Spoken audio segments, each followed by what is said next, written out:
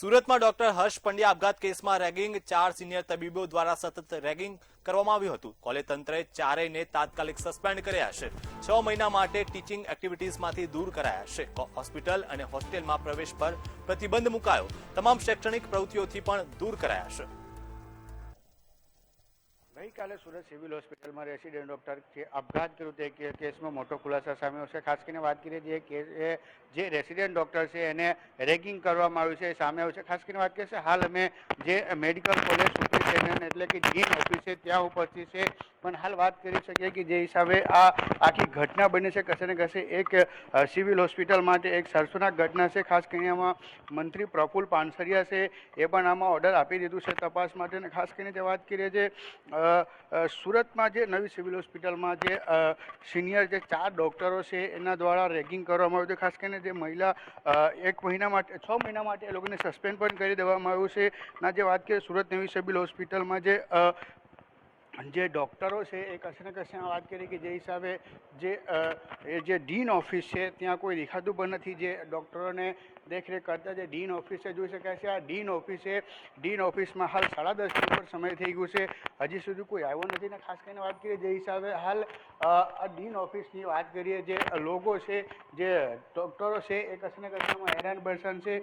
હાલ જોઈ શકાય છે આ ડીન ઓફિસની અંદર કોઈ પણ દેખાતું નથી। હાલ ડીન ઓફિસમાં જ્યારે મીડિયા એમને સવાલ કરવા આવ્યો ત્યારે ડીન ખુદ અહીંયા નથી। ને ખાસ કરીને જે હિસાબે વાત કરીએ જે રેસિડેન્ટ ડૉક્ટરને સુસાઇડના મામલા છે તેમાં જે 4 ડૉક્ટરો છે એ હેરાન કર્યા છે, રેગિંગ કર્યા છે એવી ઘટના સામે આવી છે। ને ત્યારબાદથી જે ડીન સાહેબ છે પોતે ઓફિસ છોડીને આવ્યા નથી હજી સુધી એમ કહી શકાય, કેમ કે 10:30નો સમય થઈ ગયું છે। સાહેબ આવવાના નક્કી નથી કે આવશે કે નહીં આવશે। ખાસ કરીને જે વાત કરીએ કે જે હિસાબે જે લોકો છે કશે ને કશે હવે જે ડૉક્ટરો છે એ હવે રેગિંગને શિકાર થઈ રહ્યા છે। જે ડૉક્ટર ભગવાનને રૂપ કહેવાતા એવા ડૉક્ટરોને પણ રેગિંગ શિકાર થઈ રહ્યા છે। હવે જે રેસિડેન્ટ ડૉક્ટર છે એ રેગિંગને કારણે ખાસ કરીને જે આત્મહત્યા કર્યું છે જે હિસાબે વાત કરીએ કે જે ડૉક્ટરો છે એને પણ હવે શિકાર બનાવવામાં આવી રહ્યું છે।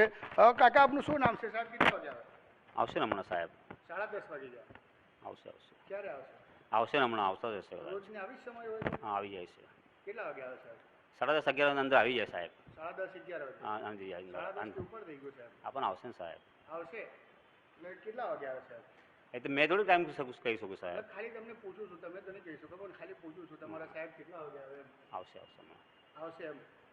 બિલકુલ સાહેબ આવશે। ઈચ્છા હોય ત્યારે ખાસ કરીને વાત કરીએ 10:30થી ઉપર થઈ ગયું છે ને જે હિસાબે હજી સુધી કોઈ પહોંચ્યા નથી। અને ખાસ કરીને જે ડીન સાહેબ છે એમને પણ આમાં પડ્યો નથી, કેમ કે ખાસ કરીને જે હિસાબે જે ડીન ઓફિસ છે જે લોકો જે ડૉક્ટરો છે જે છાત્ર છે એ ડીન જોડે આશા રાખતા હોય કે આવા ઘટનામાં એમને કંઈક ને કંઈક સહાનુભૂતિ મળે। પણ ગઈકાલે પણ જ્યારે વાત કરીએ જે હિસાબે જ્યારે છોકરો સુસાઇડ કર્યો હતો ત્યારે પણ ડીન સાહેબ 3 થી 4 કલાક પછી આવ્યા હતા। અને હાલ જે છોકરા ઉપર આરોપ છે એને સસ્પેન્ડ તો કરી દેવામાં આવ્યું છે, પણ હજી સુધી હાલ અહીંયા કોઈ જે ડીન હોય કે એમને ચાર્જમાં હોય કોઈ દેખાતા નથી।